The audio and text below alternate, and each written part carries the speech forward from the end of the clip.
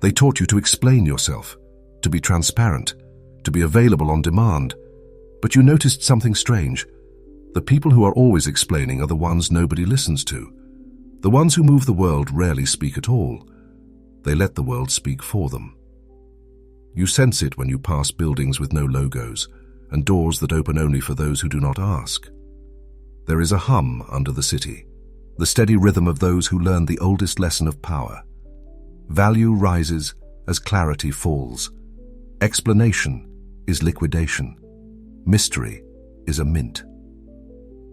You think back to the moments you overshared, how your confidence drained the more you tried to prove it. The more detail you offered, the less others needed you. They understood the map and left the guide behind. Meanwhile, the quiet person in the corner raised a single eyebrow, and the room rotated around them. Presence eclipsed speech, and you learned to read a new grammar. Silence as punctuation, timing as grammar, the unsaid as the sentence that carries the knife. And in that silence, the truth whispers. This is the paradox that traps attention. The world worships clarity, but follows opacity. The visible is consumed. The hidden is pursued. The person who never arrives on time is the one they wait for. The figure who never shows their face is the face on the poster. The less you explain, the more they must pay to interpret you. Uncertainty is a toll gate. Confusion is a price tag. But what if the habit of explaining is not a virtue, but a confession?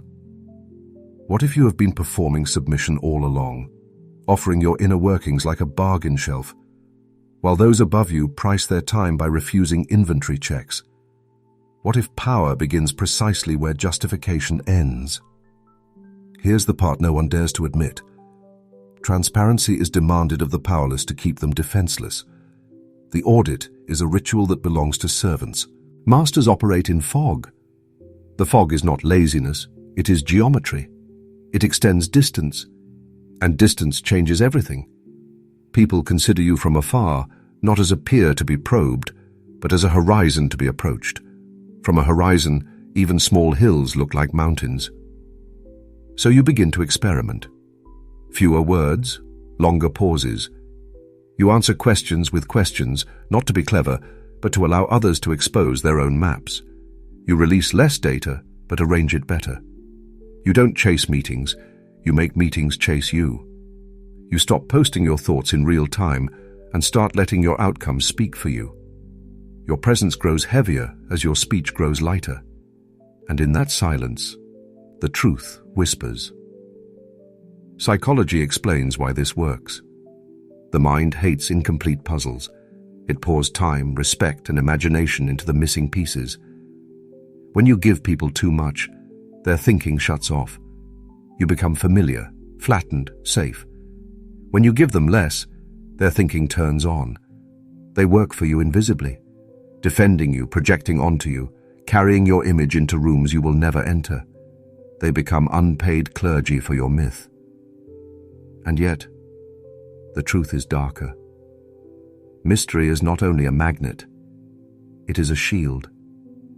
In opacity, you can change without confession. You can discard experiments without apology. You can shift under the radar, while others remain committed to old versions of themselves broadcast loudly for likes. The loud remain legible and therefore predictable. The unreadable remain volatile and therefore dangerous. Strategy follows naturally. You cultivate asymmetry. Speak in finished phrases, not drafts. Be specific about outcomes, vague about methods. Show the contour of your priorities, never the skeleton. Make your entrances late, your exits early. Avoid the long table where interrogation masquerades as community. Choose the corridor, the threshold, the liminal space where information moves but leaves no fingerprints. And in that silence, the truth whispers. Leverage arrives as a side effect. Because opacity multiplies perceived stakes, your yes becomes expensive and your no decisive. People over-prepare for meetings with you. They rehearse. They talk about you when you are not there. The vacuum does the labor.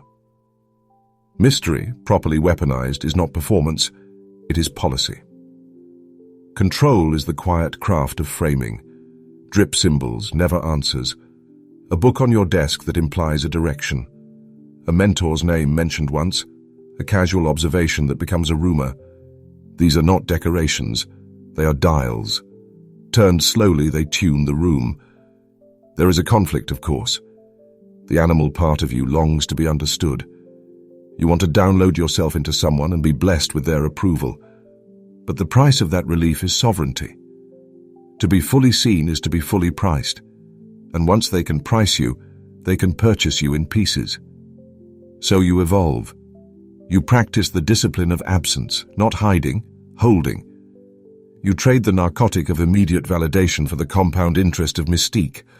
You choose restraint as dominance. You accept boredom as camouflage.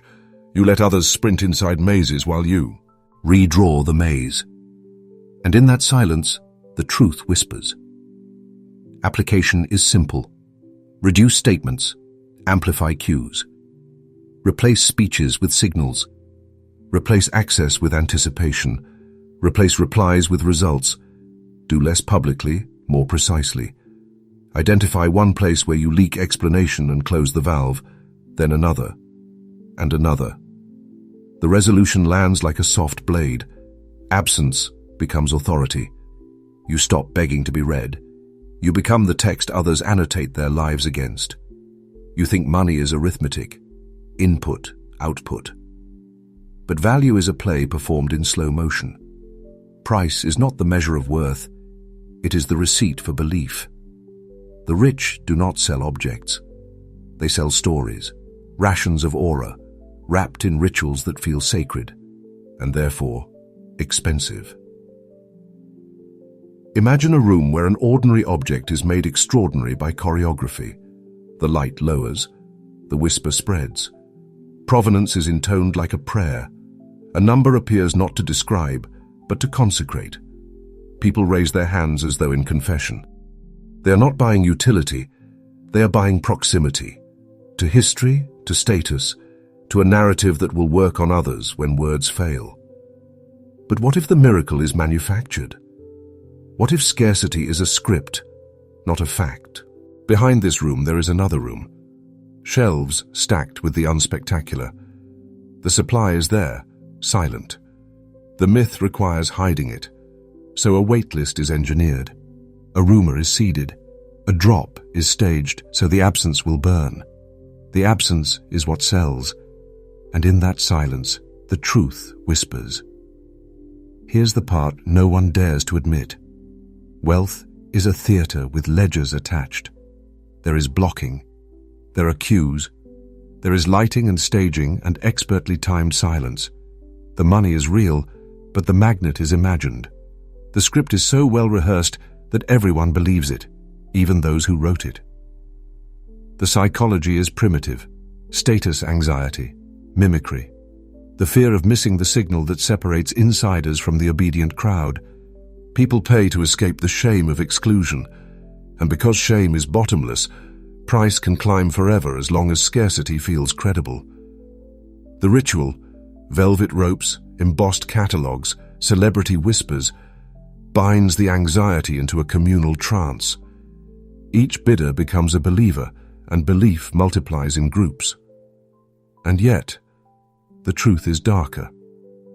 The richest do not chase demand, they choreograph it. To create hunger, they manufacture fasting. A sudden sold out is often an arranged fainting, not because the goods are gone, but because the story must breathe. To sustain premium, you ration oxygen. Strategy. Narrativize everything. Objects need origin myths.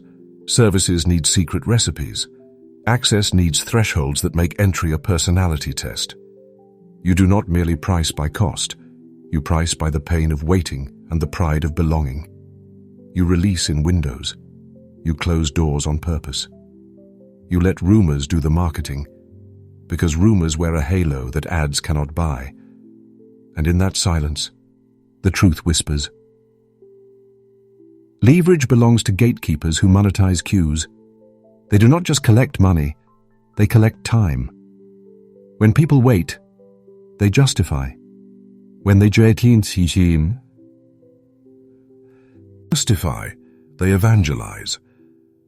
The line becomes a temple procession. The congregation becomes the sales force. The gatekeeper's job is not to convince, it is to calibrate the interval between want and possession so that the object arrives with gratitude attached. Control is the crafting of provenance myths and curated leaks. You let mistakes slip. You allow insider photos to surface. You let a critic condemn an attribute you plan to retire.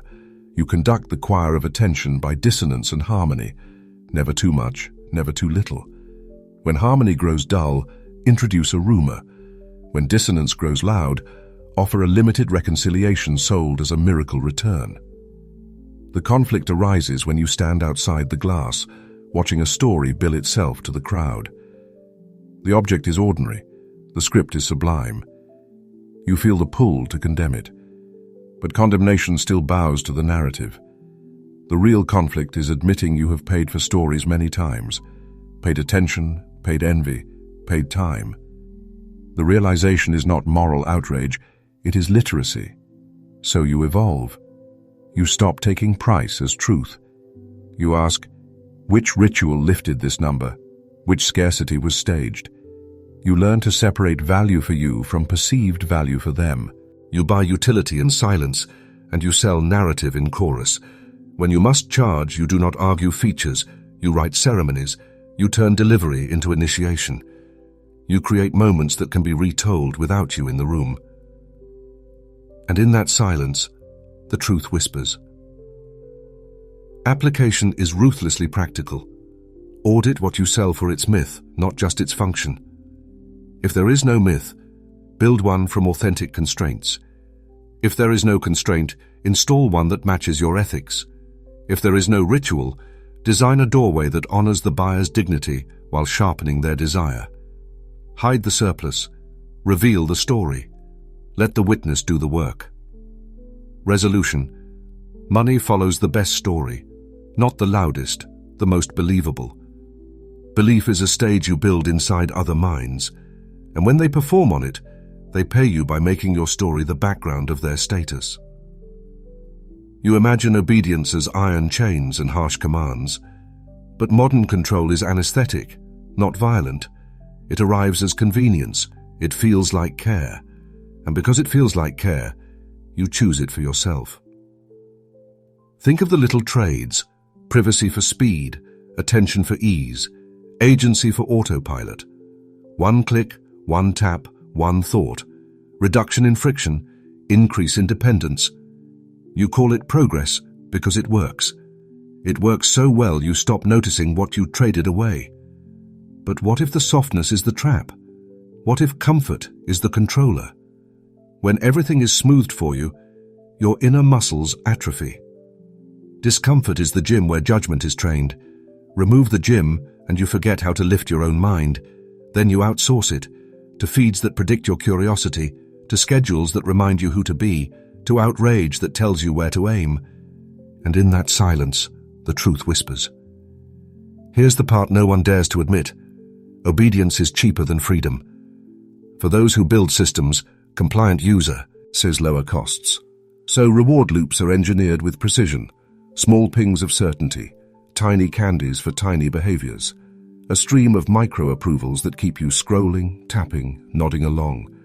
You feel informed while being steered. You feel heard while being harvested. Psychology names it learned helplessness in a velvet box. Over time, you accept that everything important comes to you already chewed. News arrives pre-argued. Choices arrive pre-ranked. Friends arrive pre-sorted. The algorithm becomes an invisible warden who never raises its voice. It does not demand, it suggests. You obey because suggestion is lighter than command and more effective. And yet, the truth is darker. Dissent is not censored. It is redirected. You are encouraged to rebel safely, against targets that suit the narrative, at times that generate engagement in ways that never threaten the stage. You get the high of defiance without the consequence of change. The pressure is released. The system remains. Strategy is simple on the outside and complex within. Titrate fear, dispense ease. Offer just enough uncertainty to keep attention alert, paired with just enough comfort to keep action pacified. Send warnings that spike cortisol, followed by offers that drop it. A dance between alarm and anesthesia. The result is dependence in the name of support. And in that silence, the truth whispers. Leverage comes from predictive patterns. Those who hold data do not need to crush you. They need only to nudge you. A nudge across millions is a movement. A movement timed with profit is control without uniform. Shadowless, plausibly deniable, polite. Control is the maintenance of narrative lanes. When a thought threatens traffic, detour it into tribal fight clubs where the scorekeeping is loud, but the exits are sealed. Rage becomes a carousel. You ride hard. You go nowhere. The operator smiles. The conflict for you is immediate. When you try to unplug, an ache spreads. Silence feels like hunger. You reach for the feed, not because you love it, but because your mind forgot how to be alone without twitching. Withdrawal is the price of reclaiming, and most will not pay it. So you evolve. You restore your threshold for discomfort. You sit without noise until boredom stops being a threat and becomes a tool. You let hard things touch you again. Long pages, quiet rooms, slow projects. Your attention grows teeth. Your perception grows claws. You become harder to herd. And in that silence, the truth whispers. Application. Remove one sedation at a time. Choose where you will not accept personalization. Decide which anxieties you will not rent out for profit. Schedule voids in your day, unmonetized, unoptimized. Let your mind remember how to generate its own novelty without being spoon-fed novelty that serves someone else's ledger. Resolution. Convenience is sweet. Freedom is bitter. Choose bitterness until it tastes like strength. You can feel the blueprint now. If mystery is currency, there must be architects who print it on demand. They are not magicians. They are managers of distance. They build systems that make ambiguity an asset and deniability. An inexhaustible reservoir. Consider the method of the deliberate mistake. A leak that reveals a plan, accurate in outline, wrong in detail. The crowd expends itself debating the wrong detail. The architect proceeds with the real plan in peace. A decoy draws the hunters into the wrong forest. The stag crosses the valley in daylight. But what if ambiguity is not chaos? What if it is policy? The strongest players maintain multiple lines of retreat, shell structures that can be severed, proxies that absorb blowback, timelines that flex. They polish statements that both assert and escape, phrases that sound like commitments but wash clean under analysis. Elastic accountability, credit by implication, innocence by quotation marks. And in that silence, the truth whispers. Here's the part no one dares to admit. Transparency at the top is staged, not spontaneous. The photo op is a costume. The charitable pledge is a hedge. The white paper is a fog machine that floods the room with jargon until criticism drowns. People leave impressed by the complexity. Complexity is camouflage with citations. Psychology cooperates. Critics tire themselves filling gaps. They argue over interpretations the architect intended them to argue about. Attention is a currency, and the architect spends other people's attention to purchase time. Time is the scarcest gatekeeper of all. While the debate eats hours, the real work changes the map. And yet, the truth is darker. The architect builds reputational hedges, borrowed halos and subsidiary sins. Praise is centralized. Risk is outsourced. When something fails, the blame falls on a pilot program, a partner, a contractor, entities with names that sound like distant ports. If needed, they are dissolved. If useful, they are praised for taking responsibility. Elasticity again. The damage is absorbed by a structure designed for damage. Strategy. Proxies, decoys, reversible commitments. Keep decision-making centers small and quiet. Place loud initiatives at the periphery. Funnel scrutiny into halls of mirrors lined with initiatives in exploration. Announce, revise, postpone. Keep movement visible. Keep direction private. Produce posture. Protect positioning. And in that silence, the truth whispers. Leverage compounds when deniability compounds. The fewer facts you fix, the more futures you own. If every sentence has exits, every mistake becomes a learning. If every promise is conditional, every failure is a shift in priorities. Ambiguity is armor because it makes your opponent fight fog, and fog cannot bleed. Control is context, not claims. Frame the question, and you own the range of answers. You do not need to dictate outcomes if you can constrain the debate. Define the vocabulary. Set the metrics. Normalize the delays. People will call it complexity, you will call it Tuesday. The conflict is moral fatigue. Half-truths grind on a conscience that prefers a clean blade. But clean blades glint in the sun. They attract attention. They invite high noon. In a world that punishes simple honesty and rewards complex plausibility, you must decide your tolerances. You do not have to be corrupt to be unreadable. You have to be disciplined. So you evolve. You read moves, not words. You study rhythms, the cadence of unexpected leaks, the recurring off-cycles, the choreography of public contrition followed by private expansion. You learn to distinguish real openings from staged doors. You recognize sincerity when it bleeds on the floor and does not tweet about it. And in that silence, the truth whispers. Application is precise. Before committing, design exits. Before speaking, write the retraction. Before launching, prepare the sunset clause. Build reversible structures that allow you to pivot without confession. Map proxies willing to absorb heat. Pay them well. Anchor your reputational core in acts too quiet to weaponize and symbols too subtle to fake. Resolution. Control is the right to remain vague and to make vagueness look like vision. Awareness is not action. Seeing the game is not the same as playing it.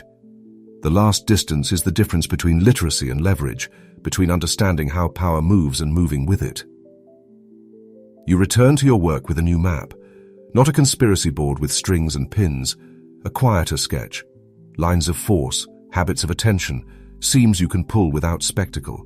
You categorize your assets, what speaks for you, what hides you, what misleads on purpose. You treat your calendar like a living sculpture, shaping how others experience your presence. Delay becomes design. Scarcity becomes signal. But what if power is maintenance, not climax? What if the moment you arrive is the moment you begin paying the tax of staying? You realize mystery must be fed. It decays under exposure. It must be refreshed through silence, repositioned through endings, renewed through controlled absences. You do not just build aura, you upkeep it. And in that silence, the truth whispers. Here's the part no one dares to admit. Every system of control reshapes the controller. You cannot hold a mask without your face remembering its weight. When you design distance, you also distance yourself. The craft has a cost, but the alternative has a cost too, legibility that turns you into inventory. Psychology sharpens your practice. You learn to detach feeling from framing. You allow emotions to inform but not advertise. You keep anger offline until it cools into policy. You transform excitement into rehearsal. Detachment is not coldness. It is the refusal to donate your pulse to the auction. And yet, the truth is darker.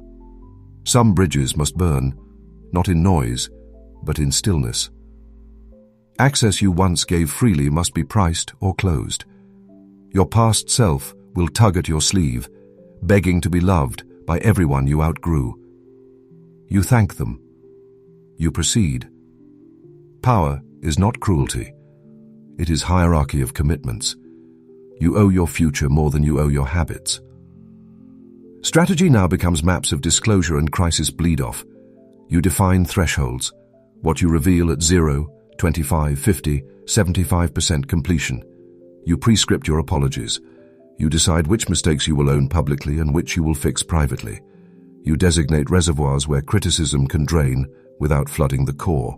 But you decentralize applause so that praise doesn't trap you in a costume. And in that silence, the truth whispers. Leverage intensifies when you price access by uncertainty. Not paywalls, perception walls. You remove calendar links. You create windows. You respond at chosen tempos. People learn your rhythm and respect it. Anticipation does more than availability ever could. Your yes becomes a gift. Your no becomes a compass. Control at scale means owning the script and outsourcing the voice. You write the narrative architecture. Others repeat it because it is useful to them. Partners benefit. Clients borrow status. Critics perform for their crowds and thereby feed yours. You center yourself in the supply chain of meaning while appearing peripheral. The conflict matures into ethics. What are you willing to stage? What are you willing to hide? Where does discipline become deception? You set lines you can live with, because if you cross them, you will be owned by the very tactics that promised freedom. Sovereignty without self-respect is just another uniform. So you evolve again, from innocence to cold literacy, from reaction to authorship. You become the observer who can participate without drowning. You accept the loneliness of clarity and the cost of command. You learn to disappear into your work and appear only where decisions are priced. And in that silence, the truth whispers. Application is the final turn of the key. Write your rules. Fewer statements, stronger signals. Smaller circles, deeper loyalty. Scarcer presence, clearer outcomes. Build systems, not moments. Processes that outlive moods. Construct layers. The public myth that protects the private mission that guides the personal code. Resolution. Awakening is uncomfortable clarity. You stop asking for permission because you stopped asking to be understood. You become unreadable, not because you hide from truth, but because you no longer donate your inner weather to the crowd. You arrived for answers. You leave with a map, not of streets, but of shadows. You have seen how value is staged, how comfort sedates, how ambiguity armors those who refuse to be priced. You saw that power does not sprint. It waits, like a lion in tall grass, still as judgment, silent as consequence. If you have come this far, you already feel the shift. You sense the cost of visibility. You sense the hunger of mystery. You know now why noise is cheap and silence is expensive. You know that design beats effort, that narrative beats noise, that distance bends devotion. So stay, keep thinking, keep watching. Not for more content, but for calibration. For the slow craft of becoming unreadable to the forces that would number you. Join the circle that studies leverage without worshipping it, that holds clarity without donating it, that builds systems instead of excuses. Subscribe, not as a habit, but as a vow. A small, private signal that you choose awareness over anesthesia, design over distraction, and the long discipline of sovereignty over the short thrill of applause. We will meet again in the quiet, where power is a practice, and silence is its sheath.